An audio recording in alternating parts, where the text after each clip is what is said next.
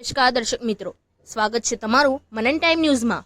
નગર પ્રાથમિક શિક્ષણ સમિતિ વડોદરા ખાતે આગામી તારીખ 26, 27 અને 28 જૂન દરમિયાન પ્રાથમિક અને માધ્યમિક શાળાઓમાં શાળા પ્રવેશોત્સવ ઉજવાશે। પ્રતિવર્ષની જેમ આ વર્ષે પણ નગર પ્રાથમિક શિક્ષણ સમિતિ વડોદરા સંચાલિત પ્રાથમિક તથા માધ્યમિક શાળાઓમાં પ્રવેશોત્સવની ઉજવણી થવા જઈ રહી છે। વડોદરા મહાનગરપાલિકા સંચાલિત નગર પ્રાથમિક શિક્ષણ સમિતિમાં આગામી 26, 27 અને 28 જૂન દરમિયાન પ્રાથમિક અને માધ્યમિક શાળાઓમાં શાળા પ્રવેશોત્સવ યોજવામાં આવ્યો છે। શાળા પ્રવેશોત્સવ દ્વારા દીકરીઓના શાળા છોડવાના પ્રમાણમાં ઘટાડો થાય તથા દીકરાઓ અને દીકરીઓ એક સમાન રીતે શાળામાં પ્રવેશ મેળવે અને અભ્યાસ કરી એક ઉજ્જવળ ભવિષ્યની સાથે સાથે એક સ્વાસ્થ્ય અને સક્ષમ ભારતની રચના થાય તેવા પ્રયત્નો કરવામાં આવ્યા છે। વર્ષોથી ઉજવવામાં આવતા શાળા પ્રવેશોત્સવના કારણે બાળકોના પ્રવેશનું પ્રમાણ 100% પહોંચાડવા આવ્યું છે, જ્યારે શાળા છોડવાનું પ્રમાણ 1%થી પણ ઓછું થયેલ છે, જે ગુજરાત રાજ્ય માટે એક મોટી ઉપલબ્ધિ સમાન છે। આ શાળા પ્રવેશોત્સવ દરમિયાન બાલવાટિકામાં 2704 બાળકોને અને ધોરણ 10માં અંજાદિત 1780 બાળકોને વિવિધ મહાઅનુભવોની હાજરીમાં પ્રવેશ આપવામાં આવનાર છે।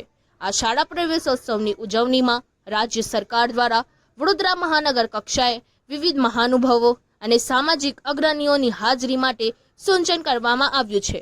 આથી મહાનુભાવો આગામી તારીખ 26, 27 અને 28 દરમિયાન વિવિધ શાળાઓમાં હાજરી આપી બાલવાટિકા તથા ધોરણ 1માં નવીન પ્રવેશપાત્ર બાળકોને શાળામાં આવકારશે।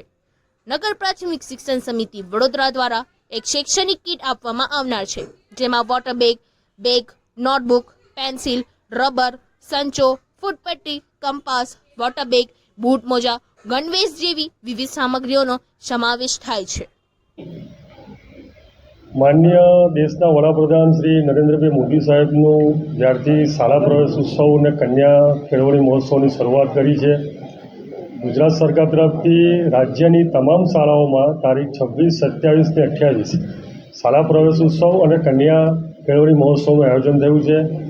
વડોદરા શહેરમાં પણ વિધાનસભાના મુખ્ય દંડક શ્રી બાલકૃષ્ણ શુક્લ સાહેબની વિશેષ ઉપસ્થિતિમાં સાંસદશ્રીઓ, ધારાસભ્યશ્રીઓ, કોર્પોરેશનના પદાધિકારીઓ, સંગઠનના પદાધિકારી અને શહેરના વિવિધ નામાંકિત NGO જે અમારી શિક્ષણ સમિતિમાં સેવા આપી રહ્યા છે તમામની ઉપસ્થિતિમાં, સાથે સાથે મારા સાથી સભ્યો જે વર્ષોથી મારી જોડે સાથે રહીને શિક્ષણને કેવી રીતે આગળ વધારવું એના માટેના જે પ્રયત્ન કરી રહ્યા છે એ લોકોની ઉપસ્થિતિમાં 26, 27 ને 28 તારીખે શાળા પ્રવેશ ઉત્સવ અને કન્યા કેળવણી મહોત્સવનું આયોજન થયું છે। એની પ્રેસ કોન્ફરન્સમાં આપ સૌનું સ્વાગત કરું છું। સાથે સાથે નગર પ્રાથમિક શિક્ષણ સમિતિની નાની મોટી જે સિદ્ધિઓ છે હું આપની સમક્ષ એનું વર્ણન કરું છું કે અત્યાર સુધી નગર પ્રાથમિક શિક્ષણ સમિતિમાં 119 શાળાઓ કાર્યરત છે।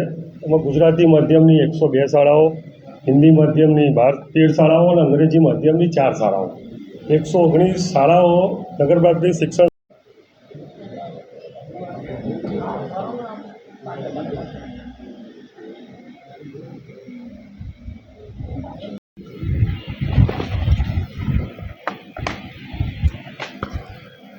હોય તો 9,000 થી લઈને 50,000 સુધીની સહાય મળે।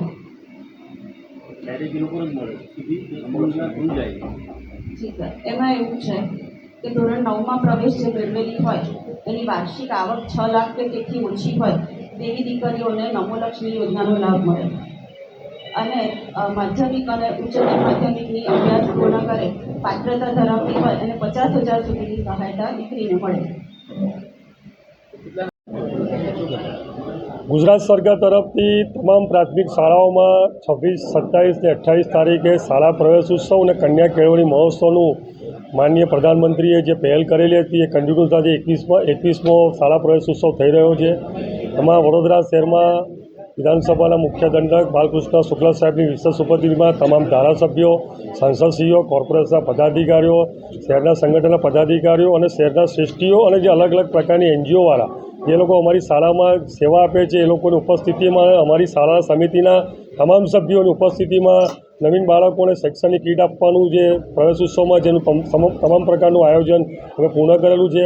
આશરે 2600 જેટલા બાળકો બાલવાટિકામાં પ્રવેશ લઈ ચૂકેલા છે અને 28 જેટલા બાળકો નવી બાલવાડીમાં પ્રવેશ થઈ ચૂક્યા છે અને ધોરણ 1માં 2700થી 2800 જેટલા બાળકો પ્રવેશ થઈ ચૂક્યા છે. કન્ટિન્યુઅસ ઓગસ્ટ મહિના સુધી ચાલતી પ્રક્રિયા છે એટલે 5200થી વધારે લોકો એડમિશન આપીશું અને એ તમામ લોકોને 26, 27, 28 તારીખે તમામ બાળકોને તે દાડે શૈક્ષણિક કીટ મળી જાય એવું સંપૂર્ણ અમે આયોજન કરી દીધું છે.